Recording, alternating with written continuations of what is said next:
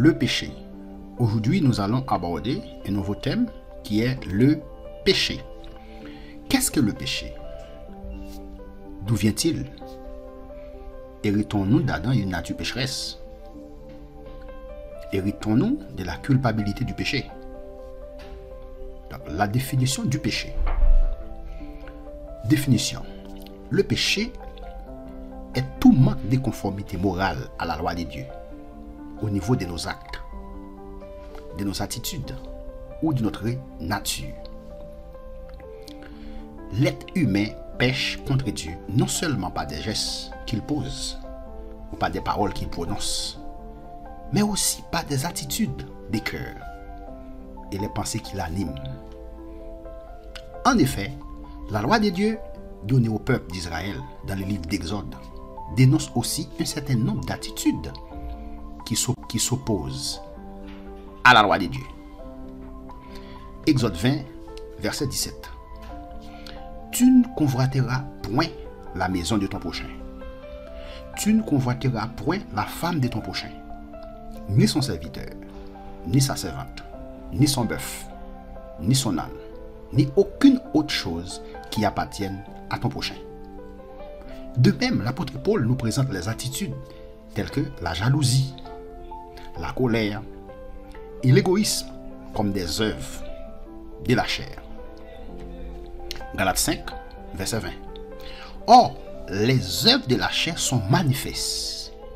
Ce sont l'impudicité, l'impureté, la dissolution, l'idolâtrie, la magie, les inimitiés, les querelles, les jalousies, les animosités, les disputes, les divisions, les sectes, l'envie, l'ivrognerie, les excès de table et les choses semblables.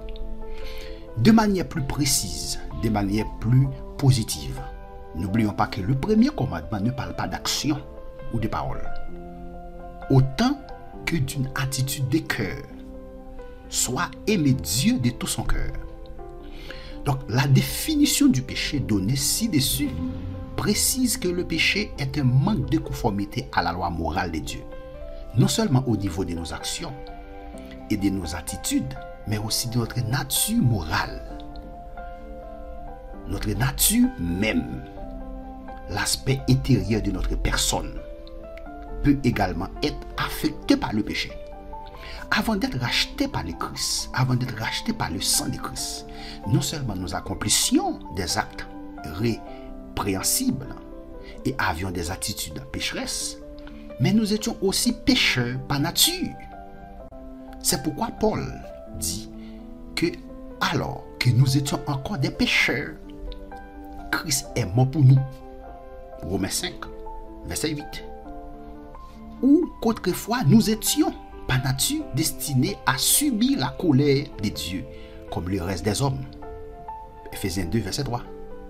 Même quand il dort, un croyant, bien qu'il ne soit pas en train de commettre de mauvaises actions, ni d'entretenir des attitudes coupables, reste un pécheur aux yeux de Dieu, car il a une nature pécheresse qui ne se conforme pas à la loi morale de Dieu. D'autres définitions de l'essence du péché ont été proposées. La définition la plus courante consiste probablement à dire que l'essence du péché est l'égoïsme. Cependant, une telle définition n'est pas satisfaisante parce que sur elle-même ne définit pas le péché de cette manière. 2. La recherche de son propre intérêt est à certains égards positive et approuvée par l'Écriture. Comme quand Jésus nous recommande de nous amasser des trésors dans le ciel, ou quand nous cherchons à grandir en sainteté et en maturité chrétienne, ou encore quand nous venons à Dieu et par le Christ pour être sauvés. Dieu fait appel de toute évidence à l'intérêt personnel des pécheurs quand il dit: détournez-vous. Détournez-vous donc de votre mauvaise voie. Pourquoi devriez-vous mourir? Jean d'Israël, Exode 33, verset 11.